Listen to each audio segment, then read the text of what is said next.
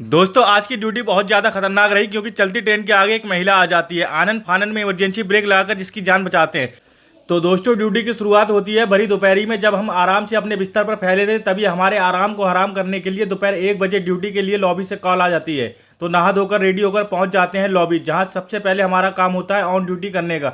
On duty होते ही हमें double decker train में बैठाकर अगले स्टेशन पर भेज दिया जाता है, जहां खड़ा होता है भारत का सबसे ताकतवर इंजन, जिसका चार्ज लेने के बाद सबसे पहले इंजन की कपलिंग चेक करते हैं, फिर लटके हुए पाइप को उसके ठिकाने लगा देते हैं, फिर पूरे इंजन के ओरचे पुर्जे बाहर से चेक करते हैं, फिर अपनी तसरीफ अंदर लाकर इंजन का हालचाल लेने मशीन रूम में घुस जाते हैं, जहां मशीन चीख चीख कर अपना दर्द बयां कर रही थी। और ये सब देखते देखते हम पहुंच जाते हैं अपनी कैब में, फिर करते हैं अपने सिग्नल का इंतजार। जैसे ही सिग्नल होता है वैसे ही अपने नीले वाले बाबा जी को लेकर निकल पड़ते हैं। तभी रास्ते में जानवरों का एक बड़ा झुंड ट्रैक पार करते हुए दिखाई देता है, जिस वजह से अपनी गाड़ी की स्पीड को कंट्रोल करना पड़ती है। फिर अपना इंजन लेकर पहुंच जाते हैं उस फैक्ट्री में, जहां से भरी हुई मालगाड़ी को निकालकर हमें उसकी मंजिल तक पहुंचाने का काम मिलता है। इसलिए हाथ में पत्थर लेकर निकल पड़ते हैं अपनी पूरी गाड़ी को चेक करने के लिए, कहीं कोई कमी मिले तो उसे ठोक पीट कर सीधा कर दें।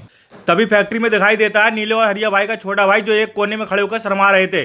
600 मीटर लंबी गाड़ी को चेक करते करते गर्मी की वजह से पसीने से हालत खराब हो जाती है और प्यास भी लगने लगती है। तो निकल पड़ते हैं अपनी बोतल में ठंडा ठंडा कूल कूल पानी भरने के लिए।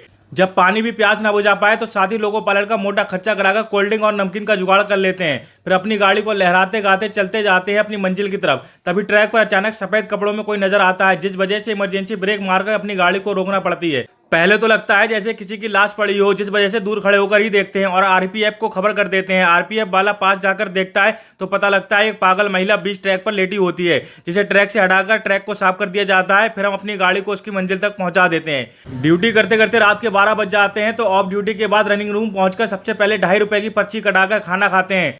थकान काफी हो गई थी, इसलिए अपने शाही बिस्तर पर जाकर लंबे लंबे फैल जाते हैं। रनिंग रूम में मिलता है हमें 8 घंटे का रेस्ट और सुबह आंख खुलने से पहले हमारी गाड़ी लगा दी जाती है। तो फिर ऑन ड्यूटी करने के बाद हवाई जहाज वाले पंखे की हवा खाकर पहुंच जाते हैं चाय पीने के लिए। उसके बाद हमारी गाड़ी आ जाती है और हमें मिलता है इस बार रेलवे का पुराना इंजन, जिसे देखकर हमारा चाय का नशा उतर जाता है। फिर अपने इंजन को अंदर और बाहर से चेक करते हैं, जिसमें कपड़ों का बुरा हाल हो जाता है क्योंकि इस इंजन में ज्यादा स्पेस रहता नहीं है। फिर अपनी गाड़ी को लेकर निकल पड़ते हैं। इस बार भी हमारी ड्यूटी में सुबह से शाम हो जाती है और बहुत तेज की भूख लगने लगती है। जैसे ही एक स्टेशन पर हमारी गाड़ी रुकती है तो निकल पड़ते हैं कुछ खाने पीने के जुगाड़ में। तभी कुछ लोग वॉलीबॉल खेलते दिखाई देते हैं, जिससे हमें अपने बचपन की याद आ जाती है।